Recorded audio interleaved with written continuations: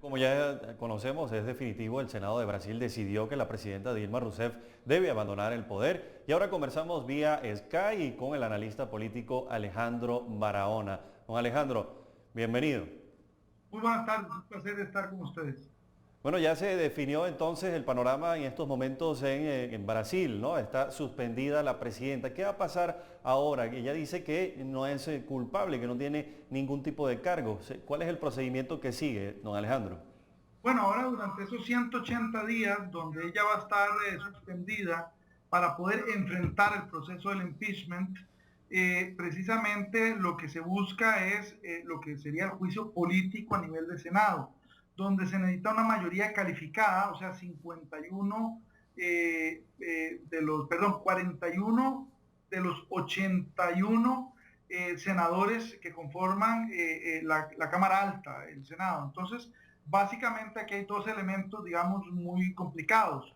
Una es que en la votación de ayer fueron 55 los senadores, lo cual hace prever que sobrepasa la mayoría calificada y que probablemente el impeachment tendría una más que mayoría calificada para ser aprobado. Pero bueno, esto es un poco prematuro decirlo, porque lo que importa serán los votos al final del proceso y no tanto los que están al inicio, pero es una variable que hay que considerar. La otra es que el vicepresidente, ahora presidente en funciones, nombra todo un nuevo gabinete y eso es una señal bastante fuerte en dos líneas. Claro. Una, en la lógica de que él no está simplemente para continuar el periodo de los 180 días para después tomar una decisión, sino que desde un principio él está asumiendo como presidente en funciones. Y eso, por supuesto, ya no es solo un choque entre el Senado y el Ejecutivo, sino desde dos ramas del Ejecutivo, pongámoslo así, la presidenta,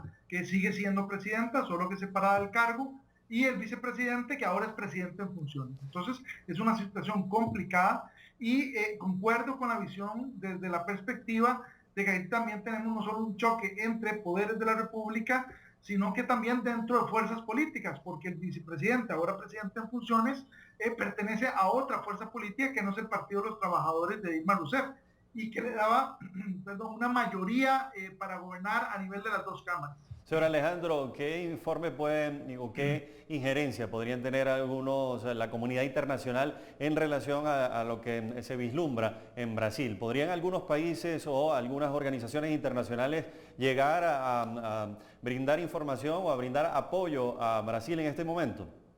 Bueno, es una situación muy particular porque en realidad no se ha dado un golpe, se está iniciando un proceso político para determinar finalmente si Dilma continúa o no en el cargo. Si el Senado votara en contra que no el impeachment, inmediatamente Dilma Rousseff regresa a sus funciones normales y el expediente, digamos, se cierra.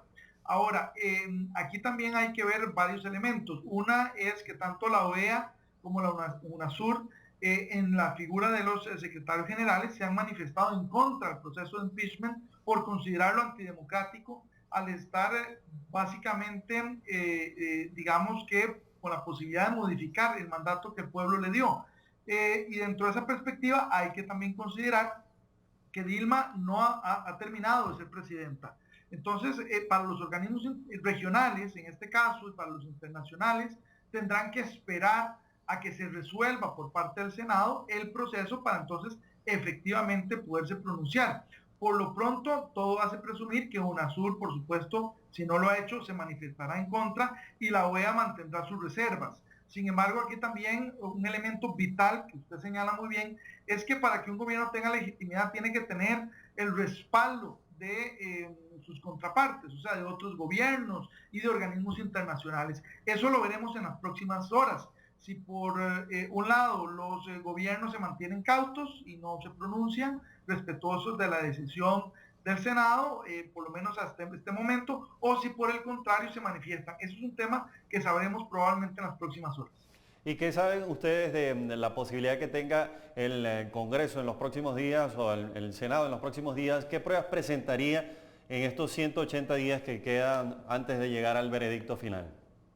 Bueno, perdón, antes de contestarle esa buena pregunta, le comentaría también algo muy interesante que tal vez no todos los televidentes están enterados.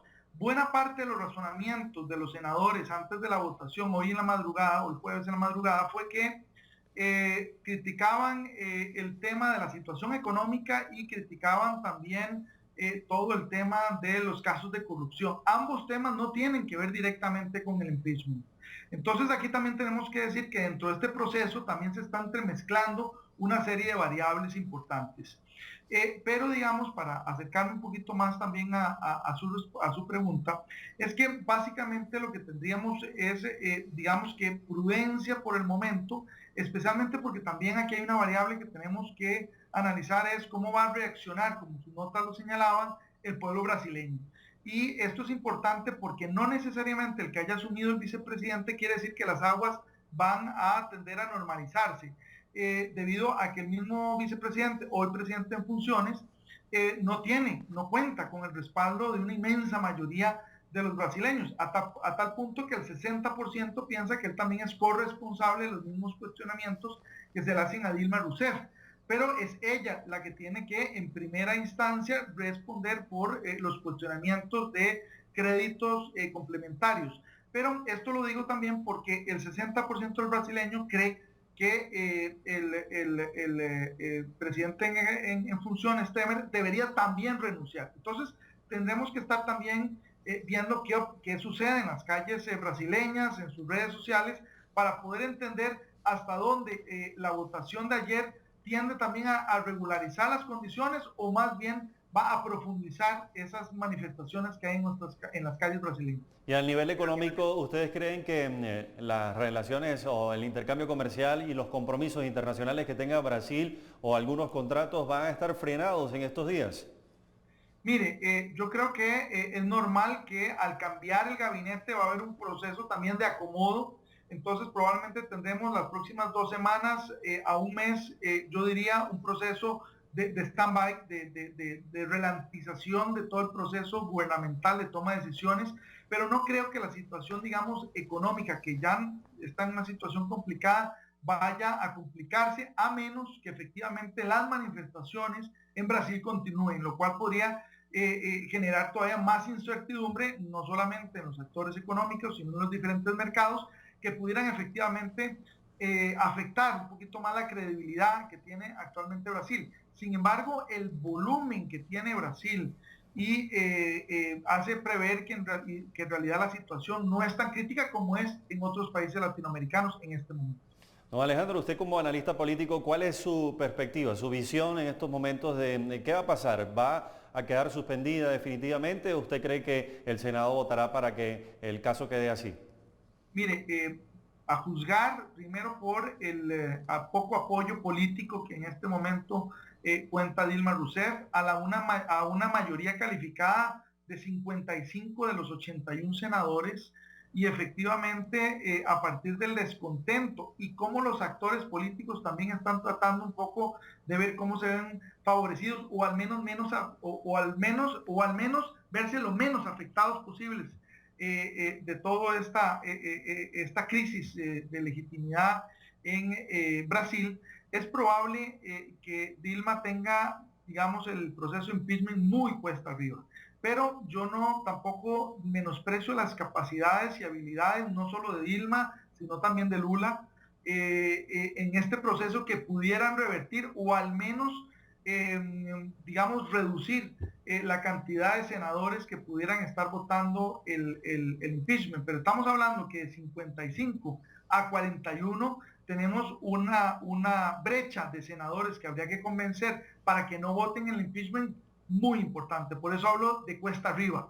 Yo personalmente, digamos, tengo una ambivalencia. Por un lado, entiendo el malestar de los pueblos latinoamericanos en contra de la corrupción y por supuesto de la falta de transparencia en la toma de decisiones y en estas redes de tráfico de influencias, y por supuesto eso me hace entender no solamente el malestar en las calles, sino también las vías alternativas que se están buscando, no solamente en ese país, pero ya que estamos concentrados en Brasil, para reducir el mandato de la presidenta. Pero como demócrata creo que las vías tienen que ser las institucionales y no creo que necesariamente el Senado esté por encima del pueblo brasileño para tomar una decisión de suspenderle el mandato a una presidenta legítimamente elegida por una mayoría, no vamos a decir abrumadora, pero una mayoría al fin de los brasileños. Entonces, dentro de esta perspectiva, me dolería mucho que una región como América Latina, que ha venido madurando su proceso democrático, pudiera verse afectado, no solo Brasil, ojo, hablo América Latina, por precisamente este proceso de impeachment en Brasil. Entiendo que está dentro de la legalidad y la institucionalidad brasileña y como latinoamericanos tenemos que respetarlo, pero también entiendo que no debería ser por esa vía que un presidente o en este caso una presidenta vea reducido su mandato. Debería ser por un referéndum popular como el que de alguna manera se está planteando en Venezuela, concretamente. Bueno, muchas gracias, don Alejandro. Un placer y esperemos con calma ver cómo evoluciona esta situación en Brasil. Que tengan buena tarde. Así es. Era el analista político Alejandro Barahona conversando con nosotros sobre la situación en Brasil. Con ellos, amigos, ahora vamos a una breve pausa y enseguida volvemos con más.